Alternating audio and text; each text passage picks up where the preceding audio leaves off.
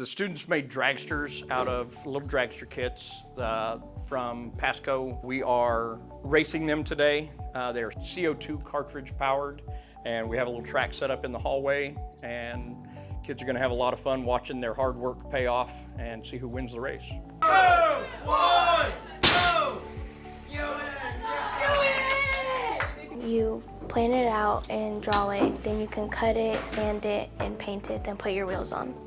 It takes a little while, and sometimes it's not as easy as you may think it is, but once you get the hang of it, you'll know what you're doing. The students are given a block of wood that's already shaped like a dragster, and truthfully it could race the way it is if they put wheels on it. I teach them the design process on paper. We attach that paper to the dragster. They cut their design out, put their wheels on, and paint it. Teach them the basics of priming something before it's painted, the painting process of, the primer being the glue for the paint, the aerodynamics of it. So what would you say you've learned since you've started doing this? A lot of things to do with measuring and just being careful with it. I learned how to use tools that I didn't even know existed before, and I got to just have fun with my friends and build something that I never built before.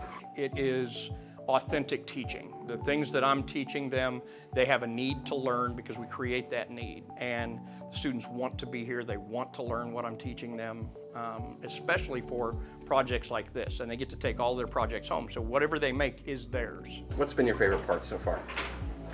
Definitely getting to paint it and cut it. Why is that?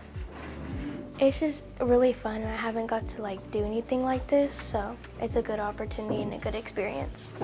My favorite part has been learning about the tools and using the tools.